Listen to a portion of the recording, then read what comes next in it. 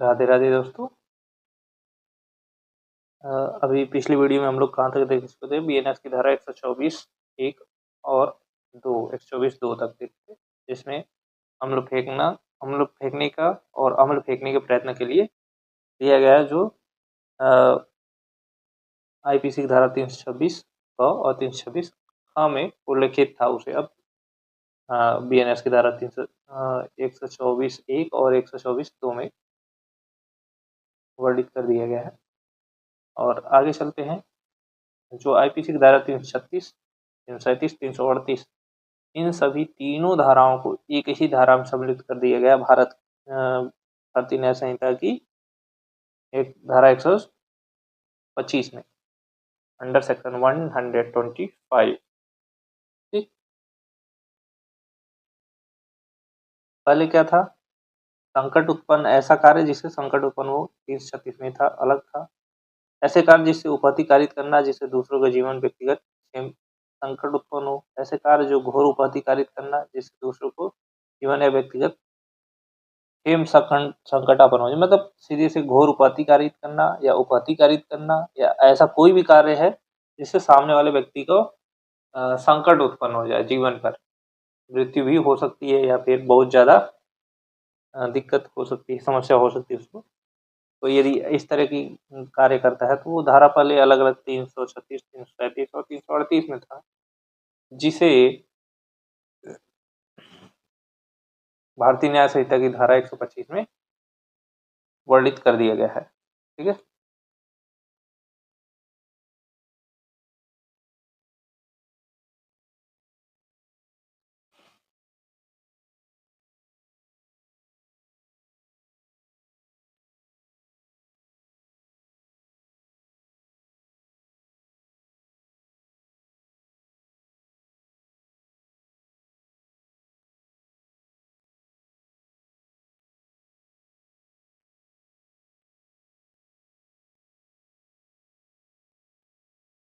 ठीक है, आगे चलते हैं।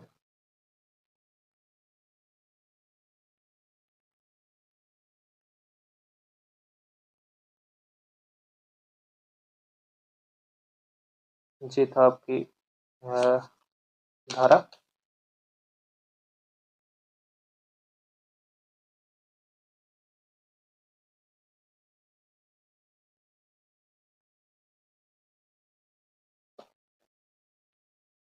125 में वर्णित की गई, जो नॉर्मल रूप से पुलिस इसका उपयोग करती है, और ज्यादातर लोगों में ऐसा उपयोग होता है कि घोर उपहति कारित हो जाती है, और इन धाराओं का उपयोग पुलिस करती है। ठीक है, अब आगे चलते हैं। सदोष अवरोध, इसका उपयोग बहुत कम ही किया जाता है, फिर भी जानकारी के लिए बता देते हैं, क्योंकि इसका साक्ष्य आपको प्रमाणित साक्ष्य जो होते हैं वो उपलब्ध नहीं हो पाते आपके पास। ठीक है, प्रमाणित साक्ष्य आपके पास उपलब्ध न होने के कारण इस धारा का उपयोग पुलिस बहुत ही कम करती थी। जो भारतीय दंड संहिता यानी आईपीसी की धारा 339 सदोष अवरोध की परिभाषा दी गई थी, और 341 सदोष अवरोध के लिए दंड दिया गया था। इन दोनों को भारतीय न्याय संहिता की धारा 126 में सम्मिलित कर या वर्णित कर दिया गया है। ठीक है, ठीक उसी प्रकार कई सारे 340, 342, 343, 44, 45, 346, 347 और 48, ये सभी धाराएं 347 में वर्णित कर दी गई है। सभी को समाहित, इतनी सभी धाराओं को एक ही धारा में समाहित कर दी गई। इसमें बीएनएस में एक चीज स्पष्ट रूप से किया गया है कि परिभाषा और दंड दोनों को एक ही धारा में कर देने से धाराओं की संख्या कम हो गई है। ठीक है, धाराओं का नंबर याद करने में थोड़ा सहूलियत रहेगा, लेकिन चेंज हो जाने से समस्या तो है सभी के लिए, पुलिस के लिए खास तौर से याद करने की समस्या, कौन सी धारा किसमें हो गई है, कौन सी धारा लगी। ठीक, चलिए आगे चलते हैं। जो नॉर्मली उपयोग में लाई जाने वाली और लोगों के लिए है, यह पर खास तौर से होता था जैसे लोग लोक सेवक पर हमला कर देते थे। पब्लिक गई है जैसे कोई भी कर्मचारी है, शासकीय कर्मचारी है और वो क्या करता है, जाकर अपना कर्तव्यों को निर्वहन कर रहे होते कार्य करने जाता है और वहाँ पर उसको डरा धमका के उसके ऊपर हमला करके करते हैं, तो इस स्थिति में आईपीसी की धारा 353 का उपयोग किया जाता था, जो वर्तमान में अब आईपीसी की धारा 353 का उपयोग न करके बीएनएस की धारा 132 का उपयोग किया जाएगा। यानी अब 353 में जो चीजें वर्णित थी, अब उसको बीएनएस की धारा 132 में वर्णित कर दिया गया है। ठीक, चलिए आगे चलते हैं।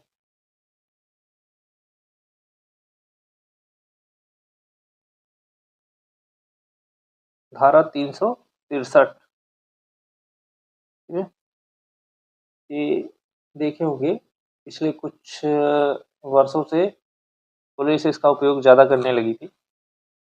ये खास तौर से नाबालिग बच्चे जो होते हैं उनके गुमने पर धारा 363 का उपयोग किया जाता था।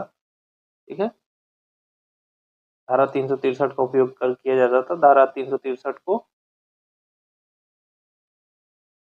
उसमें ये जो 18 साल से कम उम्र के बच्चे हैं उनको आईपीसी की धारा 363 के तहत अपराध पंजीबद्ध कर उसकी विवेचना की जाती थी, जो अब बीएनएस की धारा 139 के तहत पंजीबद्ध कर अपराध में संलिप्त कर उसे विवेचना किया जाएगा।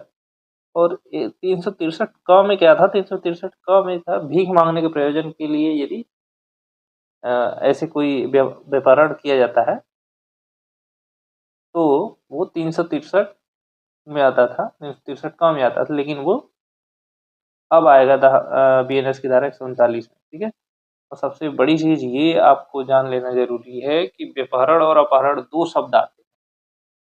इसके बारे में ये आवश्यक है आपको जानकारी लेना कि व्यपहरण क्या होता है और अपहरण क्या होता है। लोगों को कन्फ्यूजन बना रहता है। तो व्यपहरण उसे कहते हैं जो 18 वर्ष से कम उम्र के बच्चों का होता है, उसे व्यपहरण कहते हैं, और अपहरण उसे कहते हैं जो 18 से ऊपर हो। ठीक,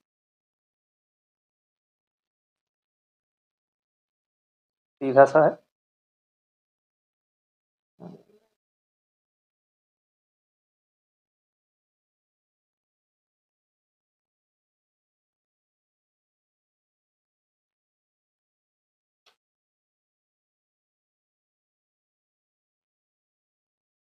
ठीक है, ठीक उसी प्रकार आपका क्या है, धारा 364, धारा 364 हत्या करने के लिए व्यपहरण या अपहरण। हत्या करने के उद्देश्य से यदि किसी को व्यपहरण, किसी का व्यपहरण या अपहरण किया जाता है तो वहाँ पर धारा भारतीय न्याय संहिता की धारा 140 लगेगी, जो पहले आईपीसी की धारा 364 का उपयोग किया करते थे। नॉर्मली 364 जो जमानती अपराध हुआ करती थी, कभी कई बार 10 साल से कम उम्र की, 10 साल 7 साल के आसपास कम उम्र की सजा होती थी। लेकिन धारा 364 क में फिरौती आदि के लिए व्यपहरण हो जाता है, इसमें सजा बढ़ती है। 365 किसी व्यक्ति का गुप्त रीति और सदोष पर विरोध करने के आशय से व्यपहरण अपहरण। 367 व्यक्ति को घोर उपहति की दासत, मतलब घोर उपहति कारित करना या दास बनाने के लिए उद्देश्य से व्यपहरण या अपहरण करते हैं। तो ये सब सारी धाराएं आपकी कितनी धारा हो गई, धारा 364, 367, 365 और 367 आईपीसी की ये सभी चारों धाराएं अब बीएनएस की केवल एक धारा 140 में ही वर्णित कर दी गई हैं। इसी के तहत सारी कार्रवाई होंगी। ठीक है,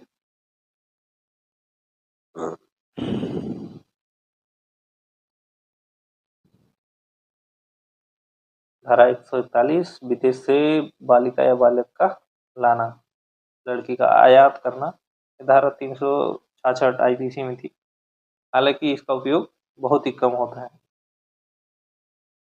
खास तौर से ये कार्रवाई जब होती है, रेड कार्रवाई देखे होंगे, ये धाराएं बड़ी उपयोग में लाई जाती है जब ये स्पा सेंटर या किसी अन्य ब्यूटी पार्लर सेंटर में जिसमें लड़कियों को व्यापार करने के उद्देश्य से कहीं अन्य स्थान से उनको लेकर आया जाता है। तो ऐसी स्थिति में इनका उपयोग करते हैं। विदेशों से लेकर आए हैं तो ठीक वहाँ पर उपयोग की जाती है। हालाँकि इनका उपयोग बहुत कम है।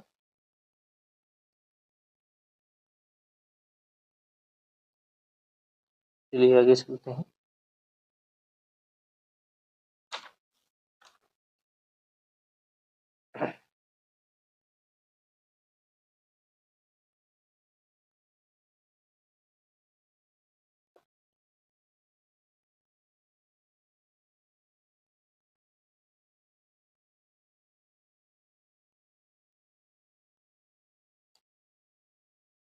हुँ, ठीक है। चलिए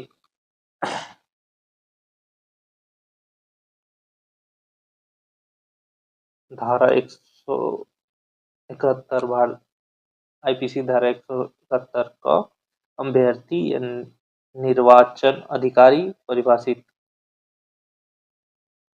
धारा 171 का वे अभ्यर्थी और निर्वाचन अधिकारी को परिभाषित परिभाषित किया गया है, जिसे बीएनएस की धारा 169 में वर्णित कर दिया गया है। ठीक, और ठीक इसी प्रकार धारा 171 की ख में रिश्वत को परिभाषित किया गया है, जिसे धारा 170 बीएनएस की धारा 170 में वर्णित किया गया है। ठीक है। खासतौर से उपयोग में लाई जाने वाली जो धारा है रिश्वत के लिए जो दंड है, तो आईपीसी की धारा 171 अंग का उपयोग किया जाता था, जहाँ पर एक अब धारा 173 रिश्वत के लिए दंड का उपयोग किया जाता है। ठीक है। खासतौर से पुलिस इसका उपयोग करती है। 171 अंग के स्थान पर 173 बीएनएस का उपयोग करेगी अब। ठीक है। कूटकरण और सिक्के को सरकारी स्टाम्प, करेंसी, बैंक और कूटकरण यदि किया जाता था तो पहले आईपीसी की धारा 230, 31, 32 और 255, 256 सॉरी 246, 247, 48 का उपयोग करती थी पुलिस। अब उसके स्थान पर केवल एक धारा 178 बीएनएस का उपयोग करेगी। ठीक है।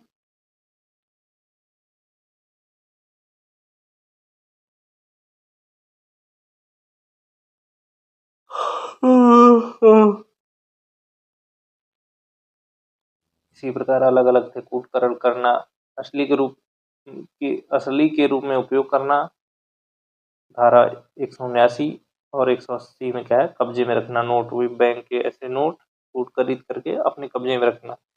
180 का इसमें बहुत सारी धाराएं दी गई थी कूटकरण के बारे में, जिसमें अभी खास तौर से बहुत कम ही क्या किया जाता है, पुलिस के द्वारा इसका उपयोग किया जाता है। ठीक है। 181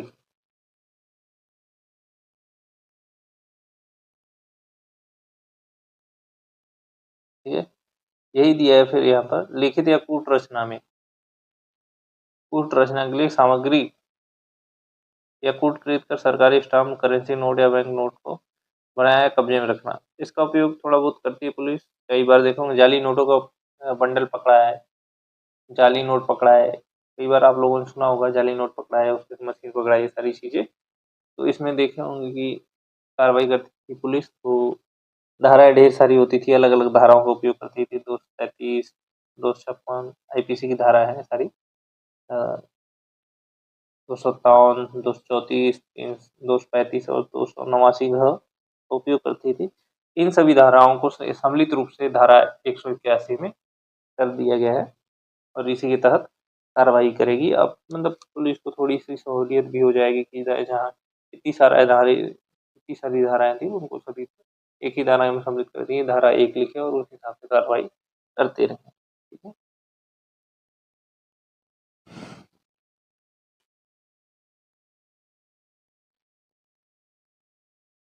पहले आप देखे होंगे जैसे विधि विरुद्ध जमाव, जमाव का सदस्य होना, ये सभी आईपीसी धारा 141, 142, 143 में था।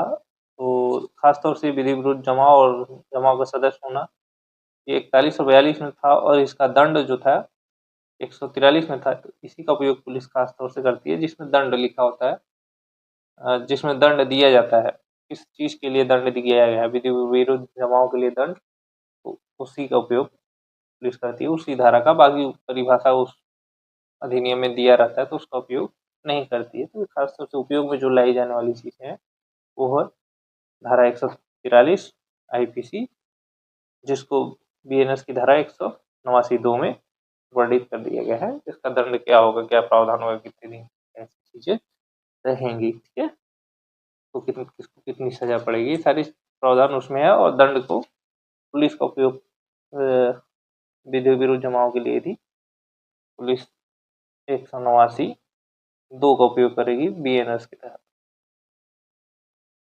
189(2).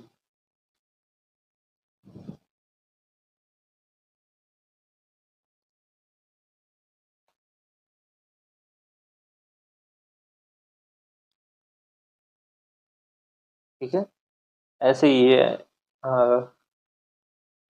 आईपीसी की धारा 193 के तहत मिथ्या साक्ष्य के लिए जो दंड था वो अब भारतीय न्याय संहिता की धारा 229 में वर्णित कर दी गई है। मिथ्या साक्ष्य यानी झूठी गवाही दे रहे हो आप, उसके लिए दंड का प्रावधान किया गया है। उसमें भी आप झूठी गवाही देने पर दंड आपको दिया जा सकता है।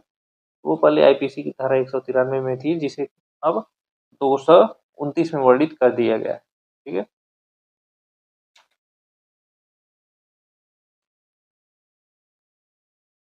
एक, एक धारा 201 आईपीसी की धारा 201, ये क्या होता था, साक्ष्य, अपराध के साक्ष्य का विलोप या अपराधी को प्रतिच्छादित करने के लिए मिथ्या सूचना देना। ठीक है, मतलब जो साक्ष्य होते थे, अपराध घटित हो गई और अपराध घटित होने के बाद जो साक्ष्य होते थे उसे क्या कहना, छिपा देना। यदि इस प्रकार का कृत्य करता है तो वहां पर आईपीसी की धारा 201 का उपयोग किया जाता था, जिसके स्थान पर अब भारतीय न्याय संहिता अर्थात बीएनएस की धारा 238 का उपयोग किया जाएगा। ठीक है,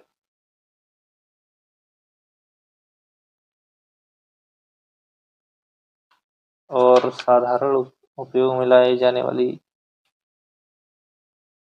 धाराएं, जी, साधारणतः उपयोग में लाई जाने वाली धाराएं जी, धारा 294 अश्लील कार्य और गाने। धारा 294 आप देखे होंगे, कहीं कई बार देखते होंगे कि मारपीट हो गया, हमारी लड़ाई झगड़ा किसी और से, तो पहले देखे होंगे लड़ाई झगड़ा हुआ, मारपीट हुई, गाली गलौज। वो जैसे हम वहां जाते थे थाने में तो आपको धारा लिख के आ जाती थी, मारपीट हुई है, गाली गलौज दिया 294, मारपीट हुई 306, धमकी दिया 506, सॉरी मारपीट हुई 323, धमकी दिया 506, ऐसे ऐसे हो जाती थी। तो इस तरह की 2-3 धाराएं लगा के आपको दे देती थी मारपीट की चीजें होने पर। तो वहां पर वो कौन सी देती थी, अश्लील कार्य, यानी आपने गाली दी है, गंदी गंदी यदि किसी को गाली देते हैं आप, तो वहां पर आईपीसी की धारा 294 का उपयोग करते थे। ठीक है, आप यदि गाने भी बजाते हैं, अश्लील कार्य करते हैं, प्रदर्शित करते हैं किसी को कुछ, वो सारी चीजें इसी के तहत आती हैं। ठीक है, जिसे अब धारा भारतीय न्याय संहिता की धारा 298 के तहत वर्णित कर दिया गया है। ठीक है, ये आते हैं। आप लोगों ने देखा होगा कि कई बार देखे होंगे चोरी, कई चोरी लगभग सभी के यहाँ कहीं हुई होगी, किसी न किसी मामले में चोरी, बहुत सारी चीजें होती रहती है। तो चोरी का प्रावधान जो था आईपीसी की धारा 378 में चोरी का परिभाषा दिया गया था, और 379 में चोरी के लिए दंड दिया गया था। ठीक है, जिसे अब धारा 304 में वर्णित कर दिया गया है, बीएनएस की धारा 303 में वर्णित कर दिया गया।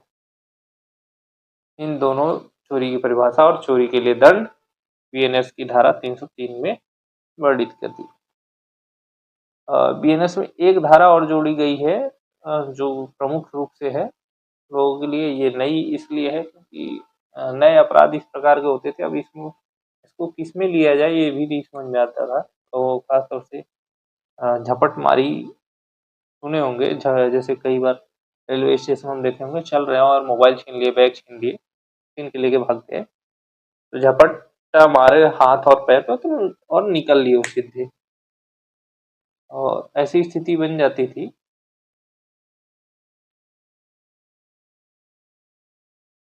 कि कुछ कहा नहीं जा सकता था।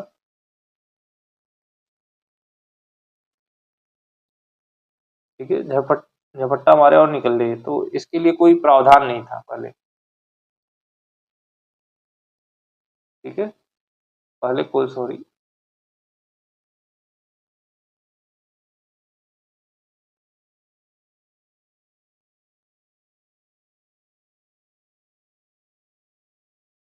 इसके लिए कोई प्रावधान नहीं था, इसलिए बीएनएस में ये नई धारा जोड़ दी गई है, धारा 304। ठीक है, जिसमें झपट मारी यानी मोबाइल वोबाइल छीन वीन के कोई लूट के ले जाता है, वो झपट्टा मार के लेके जाता है, तो वो झपट मारी की तरफ आ जाएगा। ठीक है, अब चलते हैं अगली धारा जो गृह निवास, यातायात के साधन या पूजा स्थान आदि में चोरी हो सकती है। जैसे यातायात के साधन कोई भी चोरी कर रहे हैं, मोटरसाइकिल व्हीकल यदि चोरी हो गई, घर में हो से चोरी हुई है कोई और, तो यहाँ धारा 380 के बारे में लिया गया। 380 के तहत आईपीसी की धारा 380 का उपयोग करते थे, जिसे अब धारा 305 में वर्णित कर दिया गया है, बीएनएस की धारा 305। ठीक, लिपिक या सेवक द्वारा स्वामी के कब्जे का संपत्ति की चोरी। जो लिपिक है या फिर घर का नौकर है, वो स्वामी अपने जो मालिक है उसकी कब्जे की जो संपत्ति है उसकी चोरी करता है, तो वो आईपीसी की धारा 381 से धारा 306 बीएनएस की धारा 306 में वर्णित कर दी गई। चोरी करने के उद्देश्य से यदि कोई व्यक्ति गया है, कई बार देखा कोई चोरी करने गया है और चोरी लेकिन परंतु कोई चोरी करने के उद्देश्य से चोर गया और वहां पर होता गया है कि कोई जग गया, और ऐसी स्थिति में वो क्या करता है, जो सामने वाला व्यक्ति देख लिया उसको मृत्यु कारित कर देते थे, मृत्यु या घोरपति करते थे, तो वहां पर आईपीसी की धारा 382 का उपयोग किया जाता था, जो अब धारा बीएनएस की धारा 307 का उपयोग किया जाएगा। ठीक है, ये थी आपकी चोरी संबंधी। आगे चलते हैं अपन।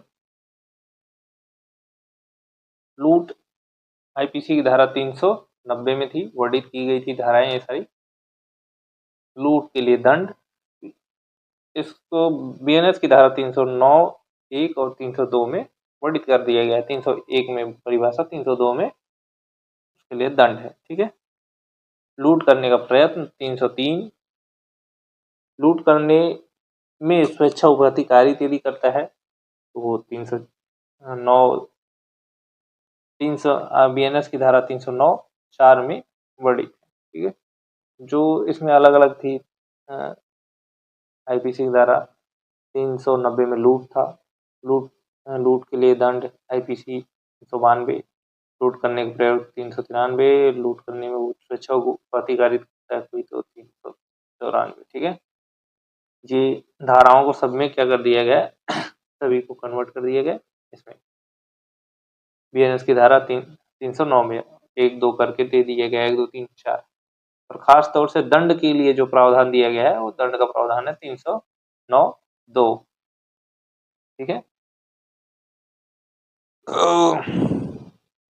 ठीक ठीक इसी प्रकार डकैती का है। पहले आईपीसी की धारा 391 में डकैती की परिभाषा थी, और अब क्या है, धारा 310 1 में डकैती की परिभाषा दे दी गई है। डकैती के लिए जो दंड है 310 2 में है, और डकैती के लिए दंड पहले आईपीसी की धारा 395 में था। हत्या सहित यदि डकैती की जाती है तो वहाँ पर पहले धारा 396 लगता था, आईपीसी की धारा 396।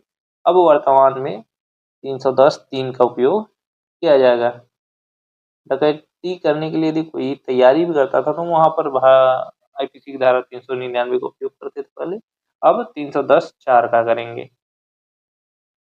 डकैती करने के प्रयोजन से यदि इकट्ठा भी होते हैं और ऐसी स्थिति में आते हैं तो वहाँ पर धारा 402 का उपयोग किया जाता था। अब धारा 310(5) का उपयोग किया जाएगा।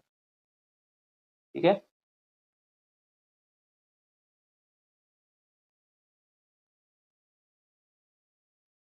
आपराधिक न्यास भंग, आईपीसी की धारा 406 जिसमें आपराधिक न्यास भंग के लिए दंड दिया गया है।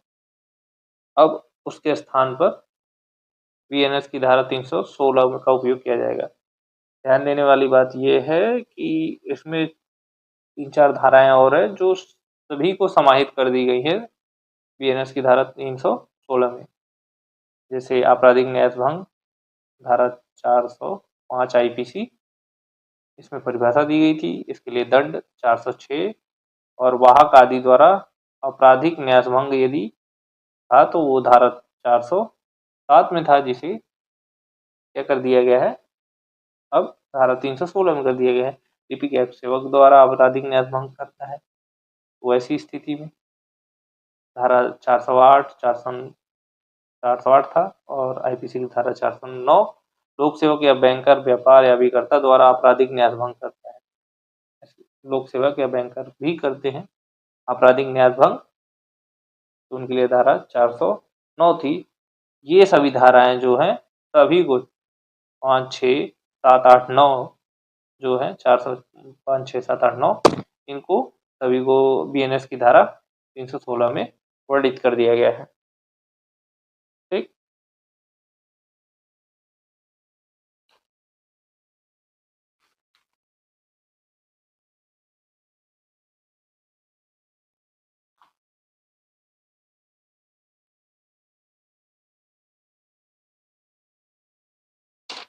मोटे मोटे तौर पे लगभग यही चीजें हैं।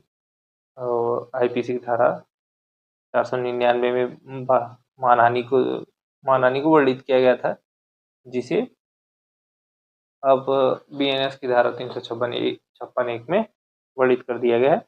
और धारा 500 में मानहानि के लिए दंड था, जिसे 356(2) में वर्णित किया गया है। ठीक है। और मोटे मोटे तौर पे आप लोगों को बता दिए हैं कि कौन कौन सी धारा जो भारतीय न्याय संहिता में कुछ नई जोड़ी गई है और कुछ जो भारत आईपीसी की धारा है जो मुख्य रूप से पुलिस उपयोग में लाई करती थी, वो किस धारा में तब्दील हो चुकी है या फिर भारतीय न्याय संहिता की कौन सी धारा